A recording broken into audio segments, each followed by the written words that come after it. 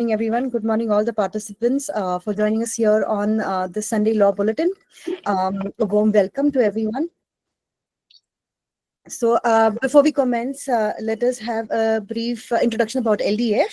So Lawyers Development Forum has been established to foster development and promote interest in the legal field. And not only do we actively organize academic lecture series that has been immensely beneficial to all the young advocates, but we also arrange sporting activities for the advocates, including cricket matches and badminton tournaments. We also conduct conferences featuring esteemed High Court judges and expert speakers from the legal profession who provide valuable guidance and insights. And as we all know, we host a Sunday Law Bulletin every Sunday where experts from various legal specializations share their knowledge and address key topics of importance. And for this endeavor, we are forever grateful to Advocate Dr. Rajendra Anbule sir, Founder President LDF, who's also the expert speaker for us today, Advocate Vijay Shelar sir, Secretary Lawyers Development Forum, Advocate Abhishek Jagtap sir, President Lawyers Development Forum. As we move ahead, there's a small announcement regarding the essay writing competition and the case law analysis. So the registration for both these competitions closes today. Today is the last day, and the submission for the same closes on 20th March. So we would encourage all the participants to look forward and participate in these competitions. All right. As we move ahead briefly through our program, today we have with us the honor and the gracious presence of a very well-known, a very renowned figure, and he is Advocate Dr. Rajendra Anbule sir. He will be addressing the topic, practical approach to domestic violence cases, complaint, verdict, and thereafter. I would only take a few minutes to introduce sir because his academic excellence speaks volumes about himself. He's an epitome of brilliance, excellence, and perfection. Having secured PhD in law, sir has handled various cases pertaining to constitutional law, service law, educational law, criminal law, civil law, you name it, and sir has it. So it is worthwhile to mention that sir has written 12 books on law, and it is noteworthy to say that a book written on domestic violence law has been subscribed by the State Women Commission, which is in the vernacular language. Sir, we are very grateful to have you here. I may now request sir to kindly proceed with his session, sir. Thank you so much, sir. Okay, am I audible, Ruchi? Yes, sir, you are audible, sir. Lawyer development फोरमचे आमचे secretary advocate Vijay Shelar, advocate Abhishek Jagtap, advocate Ruchi Memane, advocate Vaishali Jadhav, advocate Rupali Waykar, advocate Preetisingh Pardeshi, तसेच बाकी सर्व volunteers आणि जमलेल्या सर्व मित्रांनो, आजचा मी जो टॉपिक डिस्कशनसाठी घेतलेला आहे that is the act of 2005, ज्याला आपण the protection of women from domestic violence act 2005 या नावाने ओळखतो. या कायद्याच्या कलम 37 अंतर्गत काही महत्वाचे 17 नियम 2006 साली केंद्र सरकारने केले आणि त्यानंतर ऑक्टोबर 2006 ला हा कायदा भारतामध्ये अस्तित्वात आला. या कायद्याच्या संदर्भात जर आपण बघितलं तर आपल्या असं लक्षात येईल की 2025च्या अगदी मार्च पर्यंत या कायद्याच्या संदर्भात काही महत्वाचे निकाल उच्च न्यायालयाने आणि सर्वोच्च न्यायालयाने दिलेले आहे आणि या कायद्याची जी काही प्रॅक्टिस आणि प्रोसिजर आहे ती खूप मोठ्या प्रमाणावर या निकालांनी प्रभावित केलेली आहे. म्हणून आजच्या डिस्कशन मध्ये सेक्शन 1, 2, 3, 4 to 37 काय सांगतो प्रत्यक्षात याकडे न जाता आपण आजच्या डिस्कशनचा जो काही भाग आहे तो 3 आपण प्रकरणांमध्ये वर्गीकरण त्याचं करूया.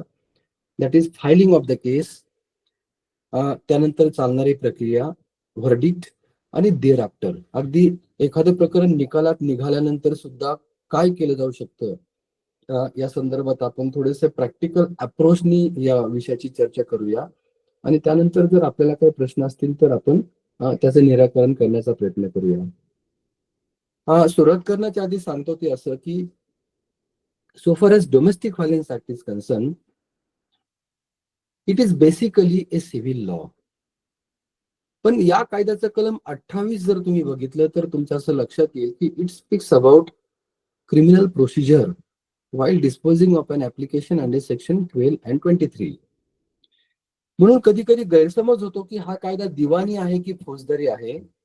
स्टेटमेंट, ऑब्जेक्ट आणि रिझन बघितलं तर हा कायदा दिवाणी वाटतो. आणि जी प्रक्रिया या कायद्याच्या संदर्भात लेट डाऊन केलेली आहे ती बघितली तर हा कायदा आपल्याला फौजदारी वाटतो. म्हणून या अनुषंगानं प्रत्यक्षात या कायद्याची प्रॅक्टिस प्रोसिजर काय आहे ते आपण बघू. प्रत्यक्षात न्यायनिवाड्यांच्या अनुषंगानं हा कायदा कसा डेव्हलप झालेला आहे ते आपण बघू. आणि आत्ताची सध्याची या कायद्याची सेटल पोझिशन काय आहे 2025-23 मध्ये 25 मध्ये 2025च्या मार्च मध्ये ते त्याची आपण चर्चा करणार आहोत. मी अकॅडमिक डिस्कशन मध्ये आज जाणार नाही, फक्त एकच सांगल की आंतरराष्ट्रीय पातळीवर एखाद्या कुटुंबामध्ये जर महिलांच्या हक्कांचं उल्लंघन होत असेल किंवा जर कौटुंबिक हिंसाचार होत असेल तर तो ह्युमन राईट व्हायोलेशनचा प्रकार आहे, तो मानवी हक्काच्या उल्लंघनाचा प्रकार आहे, हे मान्य केलं गेलं. प्रामुख्याने 3 महत्वाच्या संहिता आहेत संयुक्त राष्ट्रसंघाच्या. त्यातलं पहिलं महत्वाचं जे काही डॉक्युमेंट आहे त्याला आपण सीडॉ असं म्हणतो, convention on elimination of all kind of discrimination against women of 1979. त्याचं रेकमेंडेशन नंबर 12 जे आहे त्याच्यामध्ये असं स्पष्ट केलं गेलं होतं की एखाद्या कुटुंबामध्ये एखाद्या महिलेवर जर हिंसाचार होत असेल तर तो तिच्या मानवी हक्काच्या उल्लंघनाचा प्रकार आहे. त्यानंतर 1994 साली व्हिएन्ना कॉन्फरन्समध्ये परत एकदा हे मान्य केलं गेलं आणि नंतर 95 साली Beijing declaration and platform for action मध्ये सुद्धा हे मान्य केलं गेलं की कौटुंबिक हिंसाचार हा मानवी हक्काच्या उल्लंघनाचा प्रकार आहे. आणि जे सदस्य राष्ट्र आहेत भारतासारखे यांनी पुढाकार घेऊन या हिंसाचाराचे निर्मूलन करण्यासाठी कायदा करावा असं स्पष्ट केलं गेलं. म्हणून हा कायदा भारतामध्ये येण्यामागं हे एक महत्वाचं कारण आहे. दुसरं महत्वाचं कारण असं आहे की 1983 साली इंडियन पिनल कोड मध्ये 498A चा समावेश केला गेला या कायद्याची अमेंडमेंट करून. 1983च्या आधी IPC मध्ये क्रुएल्टीची डेफिनेशन कुठेही नव्हती किंवा 498A हे सेक्शन नव्हतं, ते 83 साली आलं. आता 498A च्या बाबतीमध्ये आपण असं सांगू की जर एखादा ऑफेन्स झाला, आता ती 84-85 मध्ये आलंय भारतीय न्याय संहितेच्या 2023च्या, पण अशा पद्धतीचा जर गुन्हा झाला तर it is cognizable and non bailable. आणि ह्या फिजिकल आणि मेंटल क्रुएल्टीसाठी क्रिमिनल प्रोसिडिंग अॅक्युजच्या अगेन्स्ट इनिशिएट केली जाऊ शकते. आता मुद्दा असा आहे की एखाद्या विवाहित महिलेवर जर हिंसाचार झाला तर फौजदारी कायद्याच्या संदर्भामध्ये 1983 साली 498A ची तरतूद भारतामध्ये आली. परंतु एखाद्या महिलेला जर आपल्याला बाकीच्या काही सुविधा द्यायच्या असतील, ज्याला आपण निवासाचा हक्क म्हणू, संरक्षणाचा हक्क म्हणू किंवा अगदी मेंटेनन्स म्हणू, तर अशा कायद्यांच्या बाबतीमध्ये किंवा अशा रिलीफच्या बाबतीमध्ये भारतामध्ये प्रभावी असा कायदा नव्हता. मग 498A चा कायदा तसा क्रिमिनल होता, परंतु दिवाणी प्रभावी असा कायदा भारतामध्ये नव्हता. या अनुषंगानं हा कायदा 2005 साली अस्तित्वात आला की एक इफेक्टिव्ह अशी सिव्हिल रेमेडी आपल्याला त्या महिलेला द्यावी लागेल आणि तिला समाजाच्या मुख्य प्रवाहामध्ये आणावं लागेल. म्हणून फौजदारी प्रक्रियाच्या बाबतीमध्ये 498A होतं, दिवाणीच्या बाबतीमध्ये तसा कायदा नव्हता. म्हणून हा कायदा 2005 साली आला. आणि तिसरं महत्वाचं कारण तुम्हाला सर्वांना माहिती असेल की भारतामध्ये राज्यघटना 26 जानेवारी 1950 ला अस्तित्वात आली. आणि या कायद्याचं जर तुम्ही भाग 3 बघितला तर त्यामध्ये काही मानवी हक्क किंवा मूलभूत हक्क देण्यात आलेले आहेत, ज्याला आपण फंडामेंटल राईट्स असं म्हणतो. यातल्या प्रामुख्याने 3 कलमांच्या अंमलबजावणीसाठी हा कायदा 2005 ला अस्तित्वात आला. त्यामध्ये पहिलं कलम आहे कलम 14, जे सांगतं की state shall not deny to any person equality before law and equal protection of law within the territory of India. भारतीय प्रदेशामध्ये राज्य कायद्यापुढे कोणालाही समानता नाकारणार नाही असं कलम 14 सांगतो. आर्टिकल 15 क्लॉज 3 असं सांगतं की महिलांसाठी आणि मुलांसाठी विशेष कायदे करण्याचा अधिकार राज्याला आहे. आणि राज्यघटनेचं कलम 21 सांगतं की every person has right to life and personal liberty and no person can be deprived from his life and personal liberty except according to the procedure establish by law. कायद्याने घालून दिलेल्या किंवा विहित केलेल्या प्रक्रियेशिवाय कोणाच्याही जीविताच्या आणि स्वातंत्र्याच्या हक्काचे उल्लंघन होणार नाही, असं राज्यघटनेचं कलम 21 सांगतं. आणि 1978 साली जेव्हा मेनका गांधीचं जजमेंट आलं, त्यानंतर सर्वोच्च न्यायालयाने अनेक प्रकरणांमध्ये सांगितलं की जीवन जगणं म्हणजे जनावरांप्रमाणे जगणं नाही, तर जीवन जगणं म्हणजे स्वाभिमानानं जीवन जगणं. आणि असं स्वाभिमानानं जीवन जगण्याचा हक्क आपल्याला सर्वांनाच प्राप्त करून द्यावा लागेल, तो महिलांनाही प्राप्त करून द्यावा लागेल. या अनुषंगानं आपल्याकडं प्रभावी असे दिवाणी आणि फौजदारी कायदे असणं गरजेचं आहे. म्हणून या 3 कलमांच्या अंमलबजावणीसाठी 2005 ला हा कायदा भारतामध्ये अस्तित्वात आला. आता मी 3 महत्वाचे कारण तुम्हाला सांगितले. मी मगाशी सांगितलं की आज अकॅडमिक डिस्कशन्स कडे न जाता प्रत्यक्षात आपण या कायद्याच्या कार्यवाहीच्या बाबतीमध्ये थोडीशी चर्चा करूया. कदाचित वेळ कमी आहे. डोमेस्टिक व्हायलन्स ऍक्टची चर्चा आता 1 तासात होण्यासारखी परिस्थिती नक्कीच नाहीये. मी तर म्हणतो की अख्खा दिवस जरी या कायद्याबद्दल डिस्कशन केलं तरी ते पूर्ण होणार नाही. एवढ्या मोठ्या प्रमाणावर हा कायदा आता डेव्हलप झालेला आहे. या कायद्यांतर्गत जे निकाल दिले गेलेत ते आता दुसऱ्या कायद्यांना सुद्धा भारतामध्ये लागू झालेले आहेत. तुम्हाला तसा अनुभव आता प्रॅक्टिस करताना येतही असेल. अगदी तुम्ही रजनीश वर्सेस नेहाचं जजमेंट जर बघितलं 2022चं, तर आता ऍसेट ऍफिडेव्हिटची जी काही संकल्पना आहे, सर्वोच्च न्यायालयाने जी आता लेट डाऊन केलेली आहे की मेंटेनन्स मॅटरमध्ये दोन्ही पार्टीजने आपले ऍसेट ऍफिडेव्हिट किंवा इन्कम ऍफिडेव्हिट न्यायालयामध्ये दाखल केले पाहिजेत. आता ही संकल्पना खरं तर डोमेस्टिक व्हायलन्स ऍक्ट मध्ये विकसित झाली आहे, परंतु आता ती सर्व मॅट्रिमोनियल प्रोसिडिंग्सला भारतामध्ये लागू झालेली आहे. एवढं महत्वाचं असं आपण एक व्यापक स्वरूप आता या कायद्याला प्राप्त झालेलं आहे.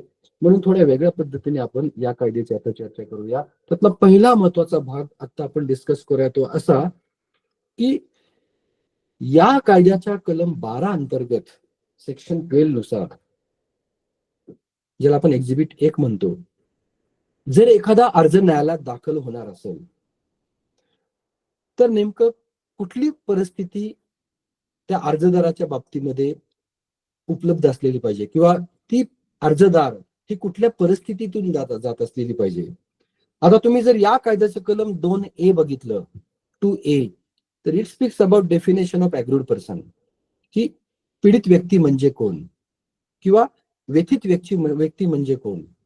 लक्षात घ्या, सेक्शन 2A मध्ये ऍग्रूड पर्सन या ठिकाणी ऍग्रूड विमेन असा शब्द कुठेही नाहीये. त्यामुळेच कदाचित सेक्शन 2B नुसार aggrieved person can even be a male person also. The male person म्हणजे a child who is below the age of 18 years. आता सेक्शन 2A ची जर तुम्ही डेफिनेशन बघितलं तर सेक्शन 2A असं सांगतो की पीडित व्यक्ती म्हणजे अशी महिला जिचे जाब देणाऱ्याबरोबर कौटुंबिक नातेसंबंध आहेत आणि जाब देणाऱ्याने जिच्यावर हिंसाचार केला अशी जिची तक्रार आहे. Aggrieved person means any woman who is in domestic relationship with the respondent and who allege that violence is committed against her by respondent. अशा पद्धतीची व्याख्या या कायद्याच्या सेक्शन 2A मध्ये आहे. आता विषय असा आहे की बऱ्याच वेळा इंटिम रिलीफ मागताना कदाचित न्यायालयामध्ये आपल्याला असं विचारलं जाऊ शकतं की अहो तुमच्या प्लिडिंग वरून असं कुठे दिसतच नाही की तिच्यावर काहीतरी हिंसाचार झालाय, तिला काहीतरी मारहाण झालेली आहे, अशी कुठली घटना तर तुम्ही नमूद केलेली नाहीये. मला हे सांगायचं इथं आता प्रकर्षाने की अशा पद्धतीची खरंच आवश्यकता या कायद्यामध्ये कुठेही नाही की प्रत्यक्षात कौटुंबिक हिंसाचार झालेलाच पाहिजे. प्रत्यक्षात कौटुंबिक हिंसाचार झालेला नाही पण तो घडून येण्याची शक्यता आहे, असं जर असेल तरी सुद्धा या कायद्याच्या कक्षेमध्ये तो अर्ज येईल. तुम्ही जर या कायद्याचं सेक्शन 4 बघितलं, इन्फॉर्मेशन टू प्रोटेक्शन ऑफिसर, तर त्यामध्ये स्पष्टपणे देण्यात आलेलं आहे की when information can be given to the protection officer in relation to the domestic violence. Number 1, if the domestic violence has been committed, is being committed or is likely to be committed. हे 3 महत्वाच्या संकल्पना किंवा हे 3 महत्वाचे शब्द या कायद्याच्या कलम 4 मध्ये आहेत. Domestic violence has been committed म्हणजे कौटुंबिक हिंसाचार घडलेला आहे. इज बिंग कमिटेड तो घडत आहे, or is likely to be committed किंवा तो घडण्याची शक्यता आहे. आता एक साधं उदाहरण देईल मी की रिस्पॉन्डंटने ऍप्लिकंटला असं सांगितलं की आपण ज्या घरामध्ये आज राहत आहोत असं गृहीत धरा थोड्या वेळासाठी की रिस्पॉन्डंटला दारूची सवय आहे किंवा तो विनाकारण पैसे कुठेतरी खर्च करत आहे, सध्या काही कामधंदा करत नाही आणि एकमेव प्रॉपर्टी त्या कुटुंबाकडे जी आहे दॅट इज द हाऊस. एक छोटासा फ्लॅट आहे आणि रिस्पॉन्डंटनी ऍप्लिकंटला असं सांगितलं की उद्या मी हे घर विकत आहे किंवा मी 2 दिवसामध्ये किंवा या वीकमध्ये मी हे घर विकून टाकणार आहे. तेव्हा ऍप्लिकंटला आता निवासाचा प्रश्न उपस्थित झाला की यानं जर हे घर विकलं तर आता राहायचं कुठं. आता अशा परिस्थितीमध्ये ही is entitle to claim right of residence by filing an application under section 12 of the domestic violence act. मग अशा परिस्थितीमध्ये आपण प्रत्यक्षात त्यांनी घर विकलेलं आहे का? त्याने घर प्रत्यक्षात विकलेलं नाही.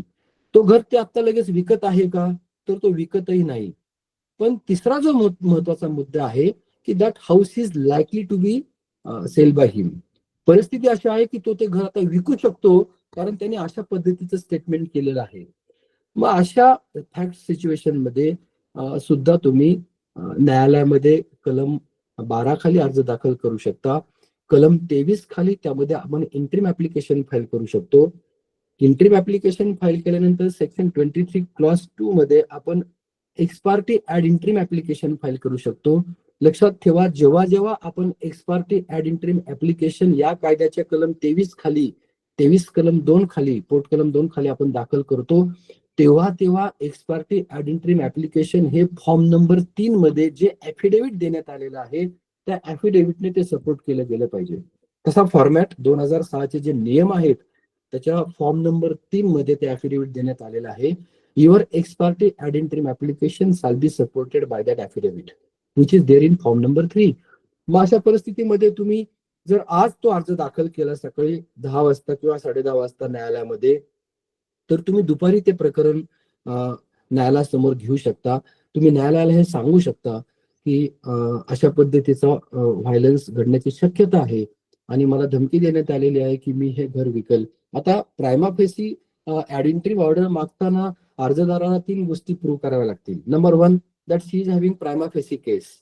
Number 2 if the relief is not granted then she will suffer irreparable injury. आणि बॅलन्स ऑफ कन्व्हिनियन्स सुद्धा तिला दाखवा लागेल की that is in her favour. आणि अशा परिस्थितीमध्ये जर कोर्टाच्या लक्षात आलं की the house is likely to be sell by that respondent तर मग ex parte ad interim relief court या प्रकरणामध्ये ग्रँट करू शकतो. आता विषय असा आहे की प्रत्यक्षात घर विकलेलं नाही but respondent may be directed not to alienate that particular house to any third person. म्हणून पहिला महत्वाचा मुद्दा जो मला सांगायचा आहे तो असा की प्रत्यक्षात कौटुंबिक हिंसाचार घडलेला जरी नसेल पण जर तो घडण्याची शक्यता असेल आणि प्रायमा फेसी जर तसं प्रकरण न्यायालयासमोर मांडलं गेलं तर applicant is entitled to claim relief from the honourable court. म्हणून पहिला मुद्दा आजच्या डिस्कशन मध्ये तो असा की domestic violence has been committed, is being committed or it is likely to be committed. आपण जेव्हा एखादं प्रकरण ड्राफ्ट करू तेव्हा केस टू केस बेसिस अप्रोचवर प्रत्यक्षात फॅक्ट्स काय आहेत, प्रत्यक्षात कुठल्या पद्धतीची वस्तुस्थिती आहे हे आपण त्या प्रकरणामध्ये नमूद करणं अतिशय गरजेचं आहे. आता कुठल्या पद्धतीची काळजी आपण घेतली पाहिजे अर्ज दाखल करत असताना आता त्याची आपण चर्चा करूया. बऱ्याच वेळा हा प्रॉब्लेम न्यायालयासमोर येतो आणि ज्या ज्या प्रकरणांमध्ये अर्जदाराचे अर्ज रिजेक्ट होतात त्यामध्ये मी आता जे डिस्कस करणार आहे बहुधा ते कारण असतं. म्हणून आपण काळजी घेतली पाहिजे की प्रत्यक्षात ऍप्लिकेशन ड्राफ्ट करताना आपण कशा पद्धतीने ते करावं. उगाचच अर्जदाराचा अर्ज डिसमिस झाला भविष्यामध्ये तर त्याचा ब्लेम आपल्यावर येऊ नये आणि परत आपल्याच आशिलानं किंवा आपल्या क्लायंटने बाहेर असं बोलू नये की माझ्या वकिलांनी माझी केस चांगल्या पद्धतीने न्यायालयासमोर मांडली नाही त्यामुळे मला या प्रकरणामध्ये अपयश आलं. लक्षात घ्या बऱ्याच वेळा असं होतं की डोमेस्टिक व्हायलन्स ऍक्टचं सेक्शन 12चा अर्ज दाखल होण्याच्या आधी अर्जदार आणि जाब देणार यांच्या बाबतीमध्ये काहीतरी वाद झालेला असतो. त्याबद्दल काहीतरी प्रोसिडिंग्स सुद्धा इनिशिएट झालेल्या असतात. कदाचित अर्जदाराने जाब देणाऱ्याला एखादी नोटीसही पाठवलेली असती ज्याला जाब देणाऱ्याने उत्तर दिलेलं असतं. कदाचित 498 अ चं प्रकरण दाखल झालेलं असतं. नंतर मग डीव्ही दाखल केलं जातं किंवा अगदी कधी कधी असंही होतं की एखादी डिव्होर्स केस पेंडिंग आहे आणि डिव्होर्स केस पेंडिंग असताना मग डोमेस्टिक व्हायलन्सचं सेक्शन 12चं ऍप्लिकेशन दाखल केलं जातं. तुम्ही जर डोमेस्टिक व्हायलन्स ऍक्टचं सेक्शन 5 बघितलं तर सेक्शन 5चा जो लास्ट क्लॉज आहे त्यामध्ये असं स्पष्टपणे सांगण्यात आलेलं आहे की the police officer came to the conclusion that the act committed by respondent is cognizable and non-bailable offense, then nothing will restrain that police officer from recording the FIR against that particular respondent or accused. म्हणजे domestic violence ऍक्टचं प्रकरण आणि criminal proceeding हे parallelly initiate होऊ शकतात, अशा पद्धतीचा हा कायदा आहे. म्हणून बऱ्याच वेळा असं होतं की जर या कायद्याच्या कलम 12 अंतर्गत एखादा अर्ज दाखल होण्याच्या आधी जर एखादी प्रोसिडिंग आधी इनिशिएट झाली असेल, मी तुम्हाला उदाहरण देतो, समजा नोटीस, की अर्जदाराने जाब देणाऱ्याला नोटीस पाठवलेली आहे आणि आता तिला कलम 12 अंतर्गत अर्ज दाखल करायचा आहे. लक्षात घ्या, नोटिसी मधला कंटेंट आणि कलम 12च्या अर्जामधला कंटेंट हा जर वेगळा असेल, त्याच्यामध्ये जर कुठली कॉन्ट्रॅडिक्शन भविष्यामध्ये आली समोर, तर that is fatal to the applicant. मग त्याचा परिणाम त्या प्रकरणावर होऊ शकतो. आणखीन एक उदाहरण देईल.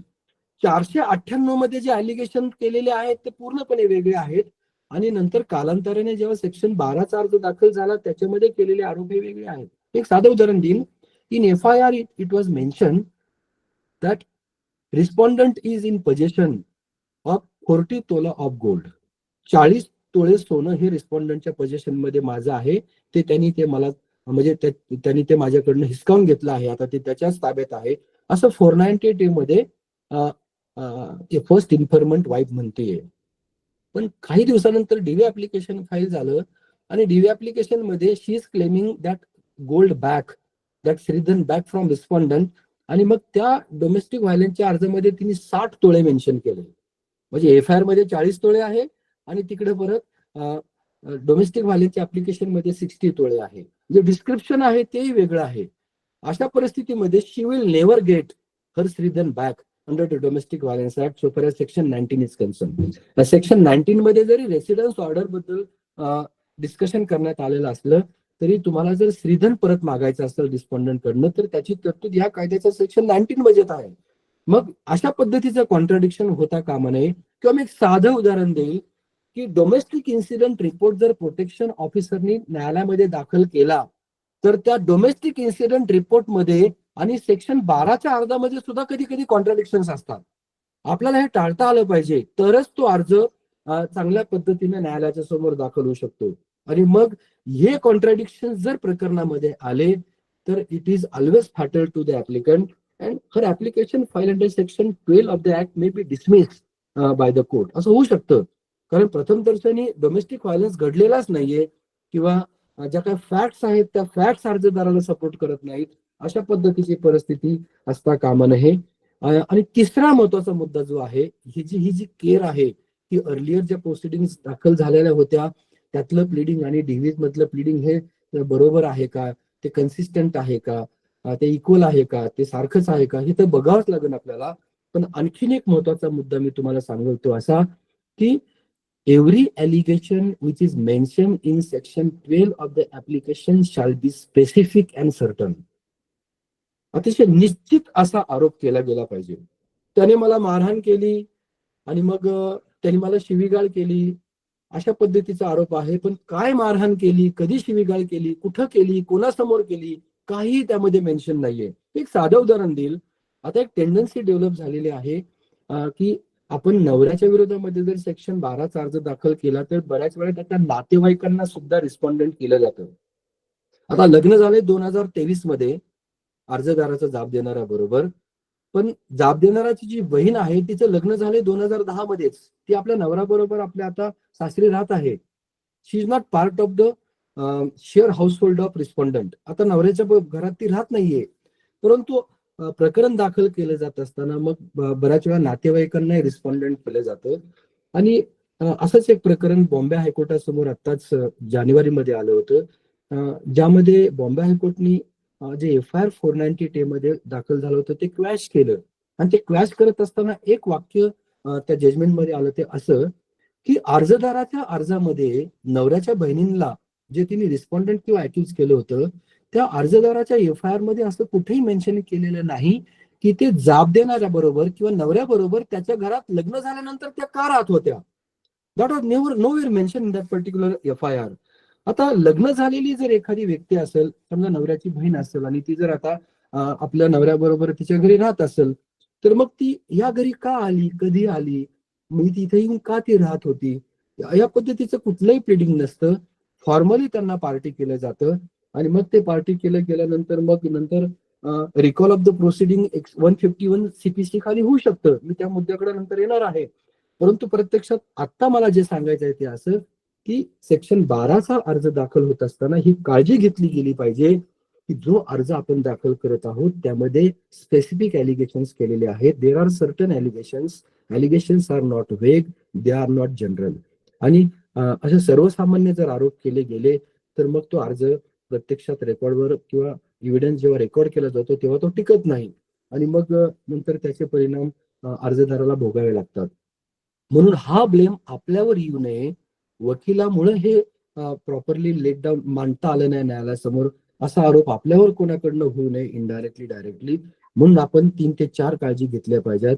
त्यातला पहिला महत्वाचा मुद्दा आहे की अन्य कुठली प्रोसिडिंग अर्ज दाखल करण्याच्या आधी जर इनिशिएट झाली असेल तर आपण बघावं की आपण दाखल करत असणारा अर्ज त्या प्रोसिडिंगशी समरस आहे का, त्याप्रमाणे कन्सिस्टंट तो आहे का, काही कॉन्ट्रडिक्शन तर होत नाहीत ना, हे आपण बघणं अतिशय गरजेचं आहे. आणि दुसरा महत्वाचा मुद्दा आहे तो असा की the facts shall be specific and certain. निश्चित असे आरोप जाब देणाऱ्यावर झाले पाहिजेत. Ultimately you have to prove that there is a domestic violence. Section 3 मध्ये जी व्याख्या देण्यात आलेली आहे डोमेस्टिक व्हायलन्सची, तो डोमेस्टिक व्हायलन्स सिद्ध झालेला आहे हे तुम्हाला न्यायालयासमोर मांडावं लागेल. आणि सर्वोच्च न्यायालय आणि उच्च न्यायालयाने आता हे अनेक प्रकरणांमध्ये अधोरेखित केलेलं आहे की डोमेस्टिक व्हायलन्स ऍक्टच्या बाबतीमध्ये जरी पर्पोजिव्ह किंवा लिबरल असं इंटरप्रिटेशन आपल्याला अपेक्षित असलं तरी same time the case file under section 12 shall be proved by cogent evidence. अतिशय सबळ असा पुरावा देऊनच ते प्रकरण सिद्ध झालं पाहिजे. आधीच्या काळामध्ये इंडियन एव्हिडन्स ऍक्ट होता, आता भारतीय साक्ष अधिनियम आलाय. भारतीय साक्ष अधिनियमांच्या तरतुदींना अधीन राहूनच डोमेस्टिक व्हायलन्सचं ऍप्लिकेशन आपल्याला प्रूव्ह करावं लागेल. काही स्पेशल असे कन्सेशन्स किंवा प्रिझम्पशन्स या कायद्याने बिलकुल कोणालाही दिलेले नाहीत, अर्जदाराला दिलेले नाहीत. साक्षी पुराव्यांच्या आधारावरच कलम 12चा अर्ज हा न्यायालयामध्ये सिद्ध करावा लागेल. आणि मी मागे एकदा एका लेक्चरमध्ये सांगितलं होतं की असे सुद्धा आता निकाल आलेले आहेत की अर्जदाराने अर्ज दाखल केला म्हणजे तिच्यावर हिंसाचार झाला असं प्रत्येकच प्रकरणांमध्ये नसतं. कधी कधी जाब देणार हा सुद्धा हिंसाचारग्रस्त असू शकतो. 100तल्या 1-2 केसेसमध्ये कदाचित respondent may be sufferer of domestic violence. म्हणून उच्च न्यायालयाने एका जजमेंटमध्ये तर असं सांगितलंय की even though application is filed by wife, she may not be a victim in all cases. Sometimes it may happen that respondent is a sufferer of domestic violence. मग अशा पद्धतीच्या मॅटर्स मध्ये प्रोटेक्शन ऑर्डर करताना न्यायालयाने खूप मेटिक्युलसली जावं, काळजी घ्यावी आणि उगाचच काहीतरी प्लिडिंग झाले म्हणून ऑर्डर करावी हे अपेक्षित नाहीये. अशा पद्धतीचा सुद्धा निकाल मधुसूदन भारद्वाजच्या केसमध्ये न्यायालयाने शेवटी दिलाच. म्हणून आपल्याला ह्या सर्व प्रकरणांची काळजी घेऊनच किंवा या वस्तुस्थितीला सामोरं जाऊनच न्यायालयामध्ये आपण प्रकरण दाखल करावं हे आपल्याकडनं अपेक्षित आहे. आता मी काही टेक्निकल गोष्टींचं डिस्कशन आपल्या बरोबर काही जजमेंटच्या आधारावर करणार आहे. 1 तासाचाच वेळ आहे आपल्याला. किती आज मी डिस्कस करू शकेल मला माहित नाही, पण जेवढं होईल तेवढं आपण करूया. त्यातला पहिला महत्वाचा मुद्दा मी आजच्या डिस्कशनसाठी घेणार आहे तो असा की तुम्ही जर या कायद्याचं कलम 2A, कलम 2F आणि कलम 2S या 3 व्याख्या जर बघितल्या तर तुमच्या असं लक्षात येईल की 2A speaks about agreed person, पीडित व्यक्ती म्हणजे कोण. Section 2F speaks about domestic relationship, कौटुंबिक नातेसंबंध म्हणजे काय. आणि section 2S speaks about share household, म्हणजे संयुक्त घर म्हणजे काय. अख्खा कायदा या 3 व्याख्यांभोवती फिरत आहे. आता टेक्निकल इश्यू असा आहे जो आजच्या डिस्कशन मध्ये मी आपल्या समोर घेतला आहे तो असा की या कायद्याचं कलम 2A असं सांगतं की पीडित व्यक्ती म्हणजे अशी महिला जिचे जाब देणाऱ्या बरोबर कौटुंबिक नातेसंबंध आहेत. Agreed person means any women who is in domestic relationship with the respondent. म्हणजे कौटुंबिक नातेसंबंध जर नसतील तर ती व्यक्ती पीडित नाही असा अर्थ सेक्शन 2A चा निघतो. आता तुम्ही सेक्शन 2F कडे जा. सेक्शन 2F काय सांगतो की domestic relationship is that relationship wherein aggrieved person has resided with respondent in a shared household at any point of time and she is related to him by consanguinity, by marriage, by relationship in the nature of marriage, by becoming a part of that joint family or because of adoption. हे 5 महत्वाचे मुद्दे दिलेत. आता कौटुंबिक नातेसंबंध म्हणजे काय? कौटुंबिक नातेसंबंध म्हणजे असे नातेसंबंध ज्यामध्ये अर्जदार ही जाब देणाऱ्याबरोबर कौटुंबिक नातेसंबंधामध्ये एखाद्या संयुक्त घरामध्ये काही काळासाठी राहिलेली असेल आणि ती त्या व्यक्तीबरोबर रिस्पॉन्डंट बरोबर रक्तसंबंधाच्या नात्याने, लग्नाच्या नात्याने, लग्नासारख्या संबंधाच्या नात्याने किंवा दत्तक विधानाने किंवा ती त्या कुटुंबाचा किंवा संयुक्त कुटुंबाचा भाग आहे यामुळे संबंधित असेल. आता लक्षात घ्या, तुम्ही जर 2A आणि 2F बघितलं तर तुमच्या असं लक्षात येईल की कौटुंबिक नातेसंबंध तेव्हाच असू शकतात जेव्हा पीडित महिला ही जाब देणाऱ्या बरोबर एखाद्या संयुक्त घरामध्ये राहिलेली असेल.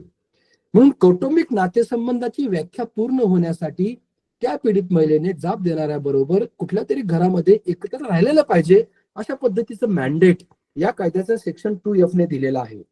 आता सेक्शन 2S संयुक्त घराबद्दल भाष्य करतंय. ते असं सांगतं की share household is that household where in aggrieved person has resided in domestic relationship with respondent at any point of time.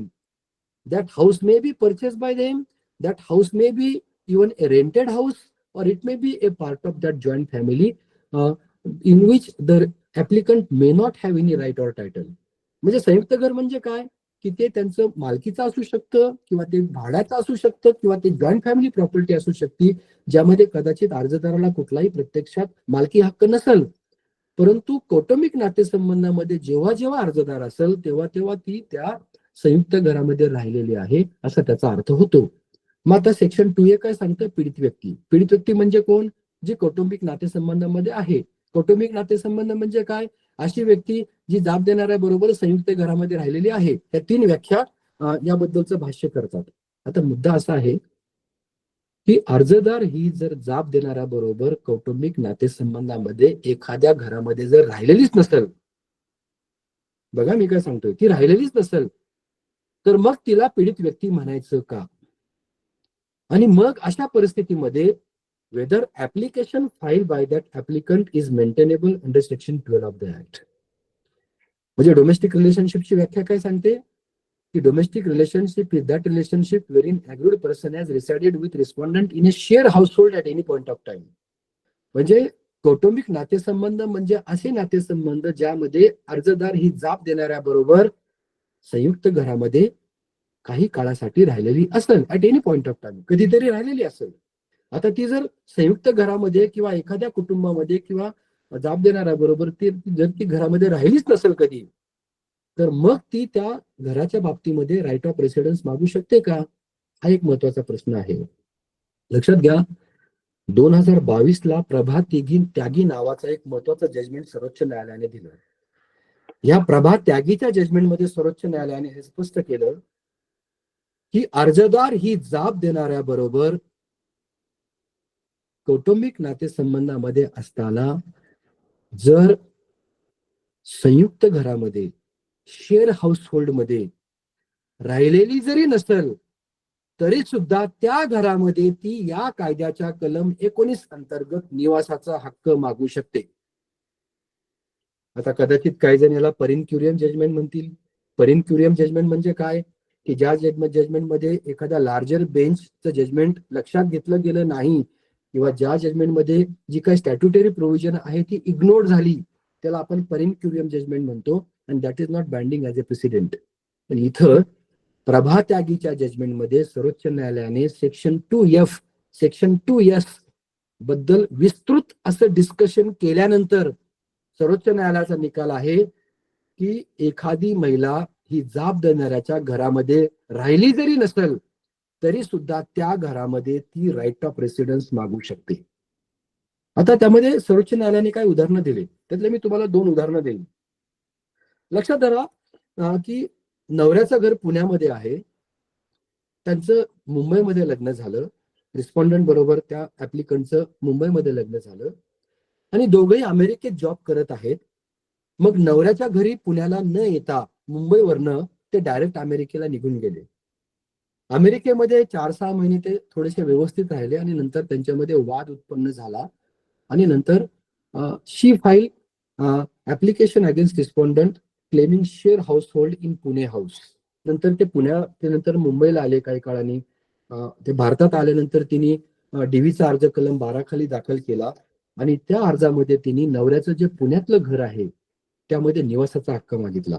आता प्रत्यक्षात या प्रकरणामध्ये हे जे उदाहरण आहे हे प्रभात ऐकीच्या जजमेंटमध्ये सर्वोच्च न्यायालयाने 2022 साली दिलंय. एखाद्या प्रोफेशनल कामासाठी किंवा ऑक्युपेशनसाठी जर वेगळ्या ठिकाणी जावं लागलं आणि जर सफिशियंट असे रिझन्स असतील शेअर हाऊस होल्ड मध्ये न राहण्याचे, तर मग आपण काय करावं त्याचं डिस्कशन प्रभात त्यागीच्या जजमेंटमध्ये 2022 साली सर्वोच्च न्यायालयाने केलं. आणि मग सर्वोच्च न्यायालयाने स्पष्टपणे सांगितलं की अशा प्रकरणांमध्ये even though she has not resided in the house of respondent she is entitled to claim right of residence. ती नवऱ्याच्या घरामध्ये प्रत्यक्षात राहिलेली नसेल जरी तरी तिला मग निवासाचा हक्क या कायद्याच्या कलम 19 अंतर्गत कलम 12 खाली अर्ज दाखल करून मागता येईल असं प्रभात त्यागीचं जजमेंट आहे. आणखीन एक उदाहरण आहे, एक प्रकरण सुद्धा निकालात निघलेलं आहे की लग्न झालं आणि लग्नाच्या ठिकाणावरून नवरा आणि बायको हे हनीमूनसाठी गेले. हनीमूनला गेल्यानंतर त्यांचा तिथं वाद झाला आणि त्यांच्यामध्ये इश्यू तयार झाल्यानंतर she came back to her mother's house. ती आपल्या आई वडिलांकडे निघून आली आणि नंतर मग कलम 12चा अर्ज दाखल झाला आणि मग नवऱ्याच्या घरामध्ये तिने राईट ऑफ रेसिडेन्स मागितला. या प्रकरणामध्ये पण न्यायालयाने स्पष्टपणे सांगितलं की सेक्शन 2F आणि 2S डिस्कस केल्यानंतर की अशा कंटिंजन्सीमध्ये किंवा अशा प्रकरणांमध्ये अर्जदार ही जाब देणाऱ्याच्या घरामध्ये जर कधीही राहिलेली नसेल तर अशा परिस्थितीमध्ये सुद्धा तिला राईट ऑफ रेसिडेन्स नवऱ्याच्या घरामध्ये मागता येईल. मग लक्षात घ्या, नातेवाईक हे नवऱ्याच्या घरामध्ये कधीही राहिले नाही म्हणून आमच्या अगेन्स्ट अर्जदाराचा अर्ज मेंटेनेबल नाही अशा पद्धतीची प्ली न्यायालयात घेतात. ही झाली एक बाजू. आणि दुसऱ्या बाजूला मी त्याच्या घरात कधी राहिले नाही तरी मला राईट ऑफ रेसिडेन्स मागता येईल अशा पद्धतीचे सुद्धा निकाल आलेले आहेत. कशा पद्धतीचा बॅलन्स अप्रोच न्यायालयाने आतापर्यंत डेव्हलप केलाय यावरून आपल्याही लक्षात येईल. आता पहिला महत्वाचा मुद्दा की डोमेस्टिक रिलेशनशिप मध्ये असताना प्रत्यक्षामध्ये जरी पीडित व्यक्ती ही नवऱ्याबरोबर त्याच्या घरात राहिलेली नसेल तरी सुद्धा तिला राईट ऑफ रेसिडेन्स मागता येईल. आता ते घर जर सासू सासऱ्यांचं असेल तर जोपर्यंत अल्टरनेटिव्ह अकोमोडेशन नवरा शोधत नाही तोपर्यंत that lady is having right of residence in the house of in laws. अशा पद्धतीचे निकाल आता हे आहेत म्हणून हे आपण लक्षात घेतले पाहिजेत. आणि प्रत्यक्षात कुठलंही डोमेस्टिक व्हायलन्सचं प्रकरण दाखल करत असताना किंवा ड्राफ्ट करत असताना जो सेटल लॉ आहे सर्वोच्च न्यायालयाने आणि उच्च न्यायालयाने तयार केलेल्या सध्या परिस्थितीमध्ये त्याचा परामर्श आपण घेतला पाहिजे. हे जजमेंट जर आपल्याला माहित असतील तर प्रत्यक्षात आपण ड्राफ्टिंग करत असताना आपण ते अधिक प्रभावीपणे करू शकतो आणि ह्या जजमेंटच्या कॉन्टेक्स्ट मध्ये आपण रिलीफ न्यायालयाच्या माध्यमातून क्लेम करू शकतो. मग याचा अर्थ असा होतो की नंतर उद्या जेव्हा मॅटर न्यायालयाच्या समोर चालतं तेव्हा या न्यायालयीन जजमेंटचा दाखला आपण ज्युडिशियल मॅजिस्ट्रेट कोर्टामध्ये देऊ शकतो तुमच्या फेवरमध्ये किंवा आशिलाच्या फेवरमध्ये आणि ते प्रकरण तुम्ही जिंकू शकता. म्हणून जजमेंट जे आहेत सर्वोच्च न्यायालयाचे उच्च न्यायालयाचे त्याचा अभ्यास असणं अतिशय गरजेचं आहे. त्याचं कारण असतं की या जजमेंटच्या अनुषंगानच भविष्यामध्ये तुमची केस तुम्हाला अतिशय प्रभावीपणे तयार करता येईल. मी तर असं स्पष्टपणे सांगेल की specific allegation plus support of high court supreme court judgement is equal to definite success in that particular application. तुम्ही जर स्पेसिफिक असे ॲलिगेशन केले फॅक्ट्स आणि जो काही कायदा आहे त्याच्या इन्ग्रेडियंट्स मध्ये जर तुम्ही प्रॉपरली बॅलन्स केला आणि न्यायालयीन जजमेंट जर आपण लक्षात ठेवले तर 100% त्या प्रकरणामध्ये अर्ज हा मंजूर होऊ शकतो अशी परिस्थिती आहे. म्हणून आजच्या डिस्कशन मधला पहिला महत्वाचा भाग की राईट ऑफ रेसिडेन्स प्रत्यक्षात अर्जदार नवऱ्याच्या घरामध्ये राहिलेली जरी नसेल तरी तो क्लेम करता येईल केस टू केस बेसिस अप्रोचवर. तुम्ही प्रभा त्यागीचं 2022चं जजमेंट त्यासाठी नक्की वाचावं, अशी माझी तुम्हाला विनंती आहे. हा झाला पहिला महत्वाचा भाग. नाव कमिंग टू सेकंड आस्पेक्ट. आता प्रत्यक्षात एक प्ली घेतलं जातं रिस्पॉन्डंट कडनं की 2010ची घटना आहे, अर्ज 2020ला दाखल झालाय, 10 वर्षाचा कालावधी गेलाय, त्यामुळे हा अर्ज मेंटेनेबल नाही. अगदी हा कायदा 2005ला अस्तित्वात आल्यानंतर तर हा कायदा पूर्वलक्षी ग्रहाने लागू करता येणार नाही अशा पद्धतीचे काही प्रकरण सर्वोच्च न्यायालयापर्यंत गेले, ज्याला आपण संध्या वानखेडे म्हणतो. संध्या वानखेडेचं प्रकरण असंच होतं, किंवा सरस्वती वर्सेस बाबूची केस तुम्ही जर घ्याल तर या काही प्रकरणांमध्ये सर्वोच्च न्यायालयापर्यंत हा इश्यू गेला होता. या 2 प्रकरणांमध्ये तर परिस्थिती अशी होती की 1990 पासून नवरा आणि बायको हे विभक्त राहत होते आणि 2005 नंतर हा कायदा जेव्हा आला तेव्हा कलम 12 खाली अर्ज दाखल झाला, तेव्हा रिस्पॉन्डंटनी हे प्ली घेतलं की आम्ही 1990 पासून सेपरेट राहत आहोत, त्यामुळे हा कायदा मला रेट्रोस्पेक्टिव्ह इफेक्टने लागू करता येणार नाही. सर्वोच्च न्यायालयाने सांगितलं की नाही, तुम्हाला हा कायदा लागू होईल, कारण she is a sufferer of domestic violence. Doctrine of continuing violence नावाचा एक नवीन कन्सेप्ट आहे, त्याला सातत्याने होणारे हिंसेचे तत्व अशा पद्धतीचं एक संदर्भ सर्वोच्च न्यायालयाने दिलाय. अशा प्रकरणांमध्ये लिमिटेशन ऍप्लिकेबल होणार नाही असं सर्वोच्च न्यायालय सांगते. परंतु तुम्ही 2022ची कामची वर्सेस लक्ष्मीची जर केस बघितली तर त्यामध्ये सर्वोच्च न्यायालयाने हे स्पष्ट केलेलं आहे की domestic violence Kesla limitation applicable होणार नाही. आता सेक्शन 28 काय सांगतं की the application file under section 12 and section 23 can be decided in the manner as provided by the Code of Criminal Procedure 1973. अर्ज कलम 12चा असो किंवा 23चा असो, तो सीआरपीसीच्या तरतुदींप्रमाणे किंवा प्रक्रियेप्रमाणे निकालात काढावा असं अपेक्षित आहे. आणि मग तुम्ही जर सीआरपीसी प्रमाणे तो अर्ज निकालात काढावा किंवा भारतीय नागरिक सुरक्षा संहितेप्रमाणे तो निकालात काढावा असं जर अपेक्षित असेल तर मग तुम्ही सीआरपीसीच्या 468 मध्ये limitation for taking cognisance of offence नावाचा एक कलम आहे. आता 3 वर्षापर्यंत जर शिक्षा असेल तर 1 वर्षाच्या आत प्रकरण दाखल केलं गेलं पाहिजे, नाहीतर it is barred by limitation. पण ह्या कामठीच्या केसमध्ये सर्वोच्च न्यायालयाने सांगितलं की कलम 12 खाली कंप्लेंट दाखल केली जात नाही, अर्ज दाखल केला जातो. आणि कलम 13 नुसार डोमेस्टिक व्हायलन्स ऍक्टच्या समन्स किंवा वॉरंट इश्यू केले जात नाही तर नोटीस इश्यू केली जाते. कारण हा कायदा मुख्यतः तसं बघितलं तर दिवाणी स्वरूपाचा आहे, म्हणून डोमेस्टिक व्हायलन्स ऍक्टला लिमिटेशन ऍप्लिकेबल नाही असं सर्वोच्च न्यायालयाने 2022 साली कामचीच्या केसमध्ये सांगितलं. म्हणून अतिशय महत्वाचा हा मुद्दा आहे, ते आपण लक्षात ठेवावा. तो असा की लिमिटेशन ऍप्लिकेबल नाही, म्हणून प्रकरण प्रत्यक्षात तयार करत असताना तुम्हाला डॉक्ट्रिन ऑफ कंटिन्युइंग व्हायलन्स, सातत्याने होणारी हिंसा जी आहे ती तुम्हाला तुमच्या ऍप्लिकेशन मध्ये नमूद करावी लागेल आणि मग त्या अनुषंगाने तुम्हाला हे दाखवावं लागेल की how this application is maintainable. त्याआधी आपण प्रभा त्यागीचं जे जजमेंट बघितलं त्याच्यामध्ये सुप्रीम कोर्टाने डॉक्ट्रिन ऑफ कन्स्ट्रक्टिव्ह रेसिडेन्स ही डॉक्ट्रिन नवीन विकसित केलेली आहे. आता डॉक्ट्रिन ऑफ कन्स्ट्रक्टिव्ह रेसिडेन्स म्हणजे काय, की अर्जदार ही जाब देणाऱ्याच्या घरामध्ये राहिली जरी नसेल तरी ती राहिलेली आहे असं गृहीत धरता येईल असं सर्वोच्च न्यायालयाने सांगितलं. त्याला आपण कन्स्ट्रक्टिव्ह रेसिडेन्स असं म्हणतो. म्हणून हे 2 गोष्टी लक्षात ठेवा की प्रत्यक्षात राईट ऑफ रेसिडेन्स हा उपभोगला जरी नसेल तरी अर्जदार ही त्या घराच्या बाबतीमध्ये रेसिडेन्स मागू शकते. आणि दुसरा महत्वाचा मुद्दा, लिमिटेशन ही डोमेस्टिक व्हायलन्सला ऍप्लिकेबल नाही. आता तिसरा महत्वाचा मुद्दा अर्जाच्या बाबतीमध्ये लक्षात घ्या दाखल करत असताना तो असा की बऱ्याच वेळा आपण रिस्पॉन्डंट चे नावं मेन्शन करत असताना जाब देणाऱ्याचे किंवा नवऱ्याचे जे रिलेटिव्ह आहेत आपण त्यांना रिस्पॉन्डंट करतो, परंतु ते करत असताना त्यांच्या अगेन्स्ट जे ते प्लीडिंग आहे ते अतिशय वीक असं असतं.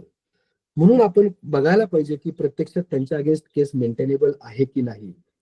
हाही एक विषय आहे की whether female can be made respondent, आपण फिमेलला रिस्पॉन्डंट करू शकतो का. आता तुम्ही या कायद्याचं जर स्टेटमेंट, ऑब्जेक्ट आणि रिझन बघितलं तर त्यात असं स्पष्टपणे देण्यात आलेलं आहे की wife can file case against mother in law but mother in law cannot file case against wife. म्हणजे सून ही सासूच्या विरोधामध्ये प्रकरण दाखल करू शकते पण सासू ही सुनेच्या विरोधामध्ये या कायद्यांतर्गत प्रकरण दाखल करू शकत नाही, असं या कायद्याच्या स्टेटमेंट ऑब्जेक्ट आणि रिझन मध्ये दिलेलं आहे. परंतु तुम्ही काही निकाल जर 2010 नंतर सर्वोच्च न्यायालयाचे बघितले, ज्याच्यामध्ये संध्या वानखेडेचं जजमेंट आहे, ज्याच्यामध्ये हिरालाल हरसोराचं जजमेंट आहे, या निकालांमध्ये सर्वोच्च न्यायालयाने हे स्पष्ट केलं की even applicant applicant can be a mother in law.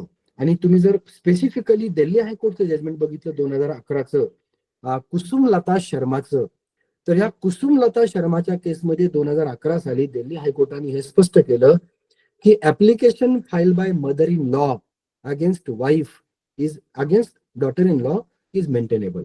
म्हणजे सासूने सुनेच्या विरोधामध्ये जर कलम 12 अंतर्गत अर्ज दाखल केला तर तो अर्ज मेंटेनेबल आहे, असं कुसुमलता शर्माच्या केसमध्ये 2011 साली दिल्ली हायकोर्टाने निकाल दिलेला आहे.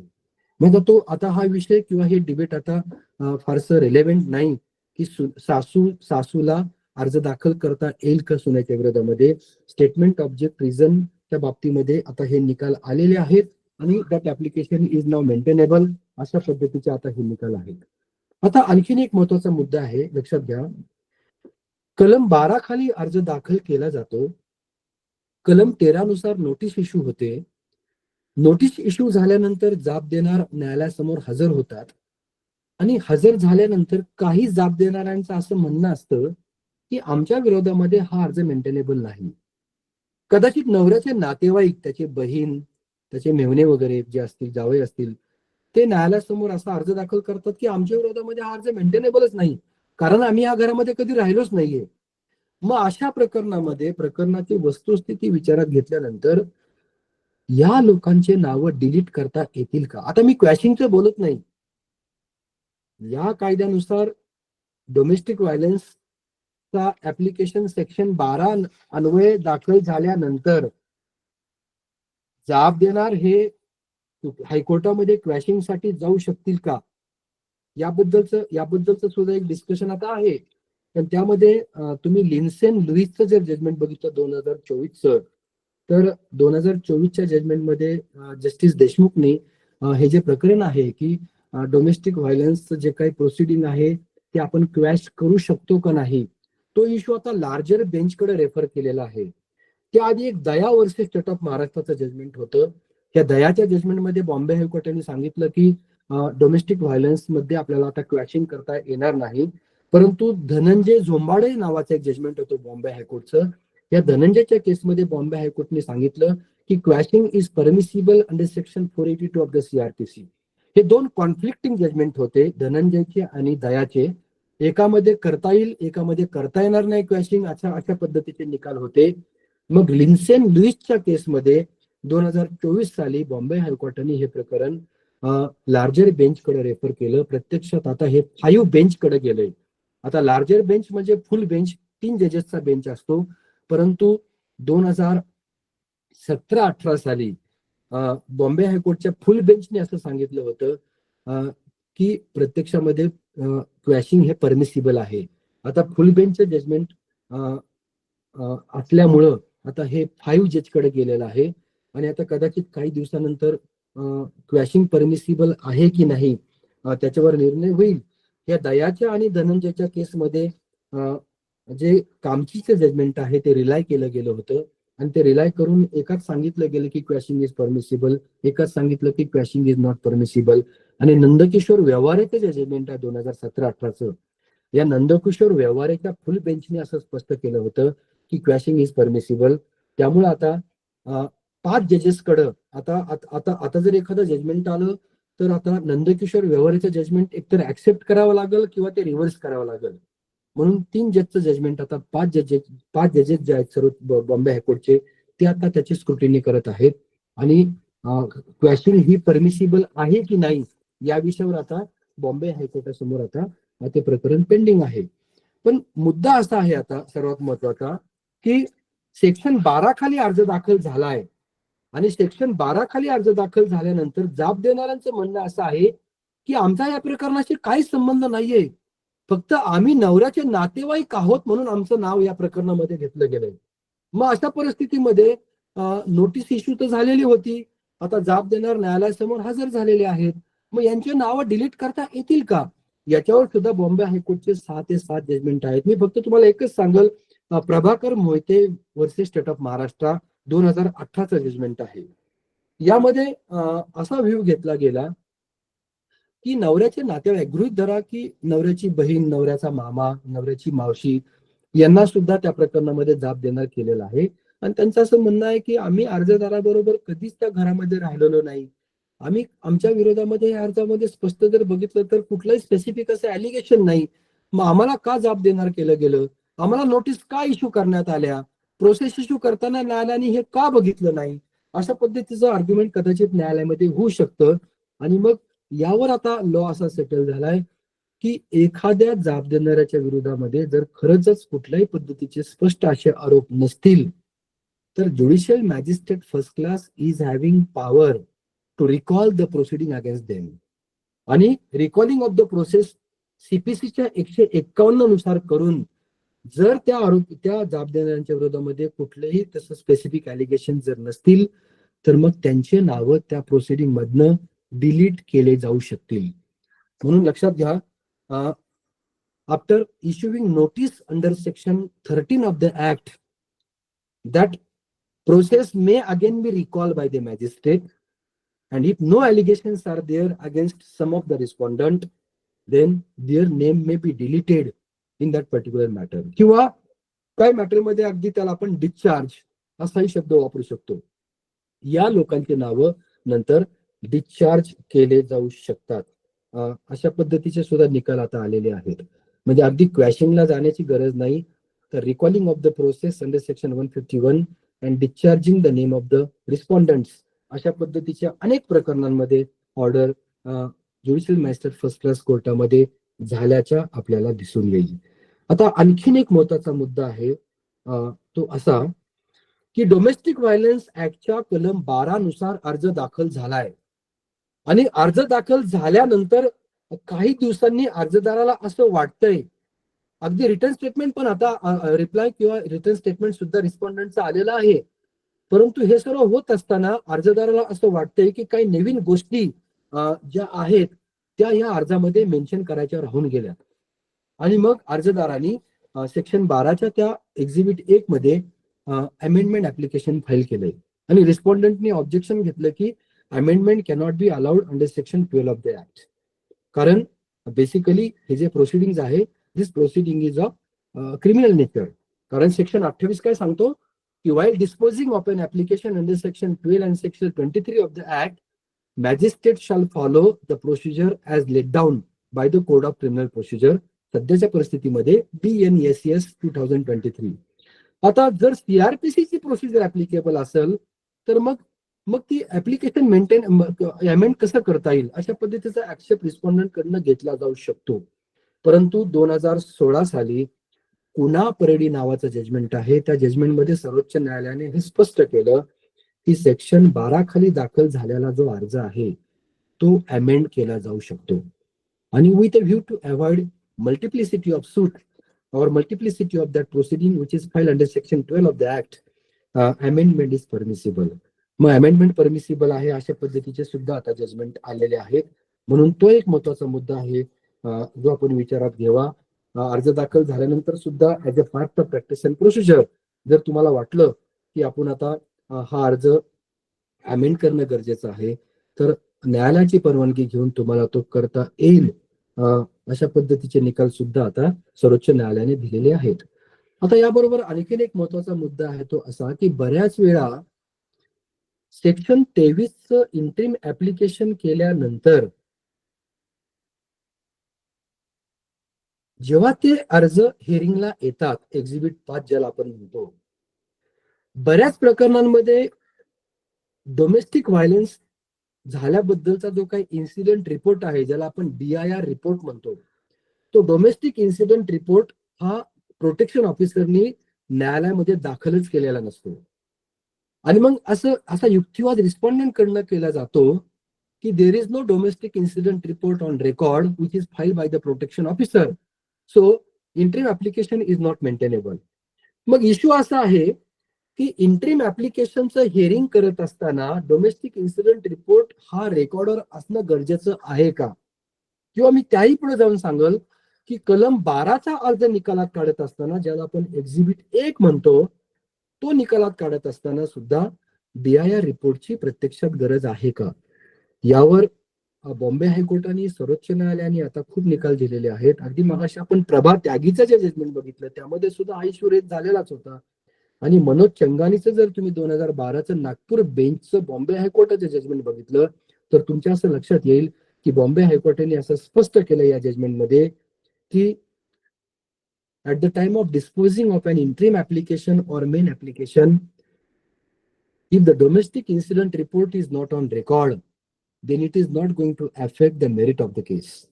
म्हणजे इंटरिम ऍप्लिकेशन किंवा मेन ऍप्लिकेशन डिसाइड करत असताना डोमेस्टिक इन्सिडेंट रिपोर्ट हा जर न्यायालयाच्या रेकॉर्डवर नसेल तर it is not going to affect the merit of the case. त्या प्रकरणाचा जो काही मेरिट आहे त्याला कुठलीही बाधा उत्पन्न होणार नाही. त्या DIR रिपोर्टच्या ऍब्सेन्स मध्ये सुद्धा न्यायाधीश किंवा न्यायालय त्या इंटरिम ऍप्लिकेशनवर किंवा मेन ऍप्लिकेशनवर निर्णय देऊ शकतात. पण जर तो रिपोर्ट रेकॉर्डवर असेल तर that shall be taken into consideration by the magistrate. जर रेकॉर्डर प्रत्यक्षात असेल तर तो विचारात घ्यावाच लागेल. अशा पद्धतीचा सुद्धा निकाल मुंबई उच्च न्यायालयाने किंवा सर्वोच्च न्यायालयाने दिलेला आहे. आणि तुम्ही जर सेक्शन 12 बघितलं तर सेक्शन 12 क्लॉज 1 काय सांगतं की agreed person, protection officer or any other person on her behalf can file application before the magistrate as per clause 1. आणि पुढे असं सांगितलंय क्लॉज 1 प्रोव्हायझो मध्ये की provided that while disposing of an application filed under section 12, magistrate shall take into consideration the domestic incident report filed by protection officer. म्हणजे या कायद्याच्या कलम 12 पोटकलम 1 नुसार अर्जदार स्वतः, अर्जदाराच्या वतीने संरक्षण अधिकारी किंवा अर्जदाराच्या वतीने अन्य कुठलीही व्यक्ती या कायद्याच्या कलम 12 अंतर्गत न्यायालयामध्ये अर्ज दाखल करू शकतो. परंतु कलम 12(1) काय सांगतं की हा अर्ज निकालात काढत असताना न्यायालयाने संरक्षण अधिकाऱ्याने दाखल केलेला कौटुंबिक घटना अहवाल विचारात घ्यावा. लक्षात घ्या, कौटुंबिक घटना अहवाल हा फॉर्म नंबर 1 प्रमाणे दाखल केला जावा असं मॅन्डेट या कायद्याने दिलेलं आहे. पण हे जजमेंट जे आहेत आता सर्वोच्च न्यायालयाचे आणि उच्च न्यायालयाचे ते स्पष्टपणे सांगतात की डोमेस्टिक इन्सिडेंट रिपोर्ट रेकॉर्डवर जरी नसेल तरी it is not going to affect the merit of the case. अतिशय महत्वाचे हे मुद्दे आहेत, हे आपण लक्षात घेणं अतिशय गरजेचं आहे. आता याबरोबरच आणखीन काही महत्वाचे मुद्दे आहेत. मला असं वाटतं की आजच्या डिस्कशन मध्ये आपण हे सर्व विचारात घेऊ शकत नाहीत आणि 1 तास झालेला आहे. आपण असं करूया की आज आपण इथं थांबूया. तुम्हाला जे जे प्रश्न आहेत ते प्रश्न तुम्ही रुची मॅडम कडे सेंड करा किंवा तुम्ही पर्सनली आपल्या ग्रुपवर ते सेंड करा. आपण नेक्स्ट वीकला अजून 1 तास या कायद्यावर डिस्कशन करूया आणि त्यानंतर मग आपण एक अर्धा तास प्रश्न उत्तराचं सेशन घेऊया, जेणेकरून आपल्याला सर्व गोष्टींमध्ये किंवा सर्व गोष्टींच्या बाबतीमध्ये प्रत्यक्षात आपल्याला विस्तृत अशी चर्चा करता येईल.